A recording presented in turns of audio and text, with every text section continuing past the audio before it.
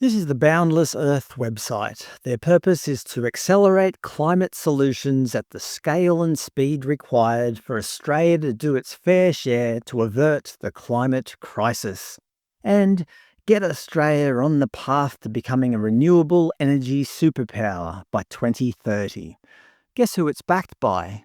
Boundless has grown from a concept dreamt up and backed by Mike Cannon-Brookes. Who's Mike Cannon-Brookes? He's an Australian billionaire, co-founder and CEO of the software company Atlassian, and a prominent climate advocate. He recently made headlines for purchasing a $15.2 million Sydney penthouse following his mid-2023 split from his wife Annie. In 2022, the ABC reported that he and his then-wife bought Dunk Island off the coast of Far North Queensland, with plans to redevelop it. He's also sponsoring a Formula One team, and of course, what sort of billionaire would he be without a private jet? He owns a luxurious Bombardier Global 7500, one of the largest and most polluting business jets, for a cool 120 million Australian dollars. A couple of months ago, The Guardian reported, billionaire climate campaigner Mike Cannon-Brookes defends buying private jet and sponsoring F1 team. Don't worry, he has deep internal conflict. Then Women's Agenda weighed in, somehow turning this into a gender issue. I'm not joking. They wrote, "Our 2023 poll of women found that 23% of women reported being solely responsible for the added load of reducing emissions at home." Wait, what? Oh honey, who will be taking care of the climate emissions this week? You, of course. I'm too busy at work. Anyway, now Mr. Cannon-Brookes has a website telling you how Australia is going to save the planet, but he's not just telling you how he's going to do it, he's teaching your children. Get 'em while they're young, don't they say?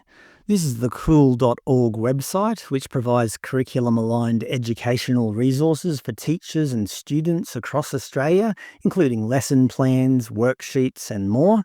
Yes, you too can download their new Caring for Country resources. Thanks to a viewer for pointing this website out to me. But interestingly, they also have new Combating Misinformation resources. And guess who's sponsoring them? Combating Misinformation education resources created in collaboration with Boundless Earth, an organisation backed by one Mike Cannon-Brookes. He's got his feelers and everything, hasn't he? Of course, many teachers are time poor, so if there are easily accessible teaching resources that follow the Australian curriculum, they're going to use them in the classroom.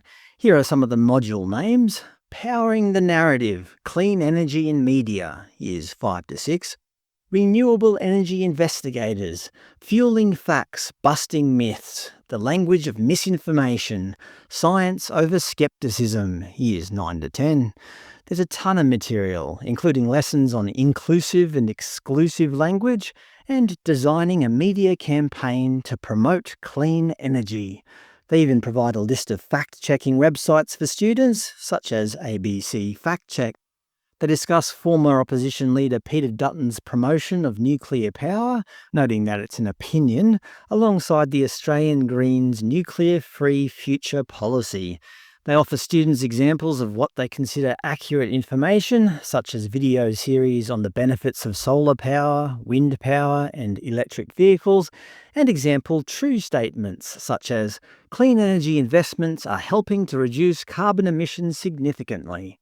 But they also showcase examples of misinformation, including the renewable energy myth, why it's not as clean as you think, and how renewable energy projects harm the environment. So what's the takeaway? Anything critical of renewable energy is labelled misinformation, while anything positive is accurate information. See? Teaching kids to think critically. Sorry, I forgot to mention, Cool.org thanks our philanthropic funder Boundless Earth for its generous contributions and collaboration in creating these resources. Anyway, while Mr. Cannon-Brookes is funding your children's education, hyping up the benefits of renewable energy, he himself is flying high above us in his twin-engine Bombardier jet, which burns 1,700 to 2,000 litres of fuel per hour, the equivalent of around 12 barrels of oil per hour, making it one of the most fuel-intensive private jets in operation. For perspective, Latvia produces around 1,059 barrels of oil per day, meaning the country's entire daily oil production could fuel one Bombardier Global 7500 for just 3.6 days of continuous travel. See, you can make an interesting statistic out of almost anything. And one last comment from Mr. Cannon-Brookes. Shut up, kids. Don't question what I do. Just do what I say.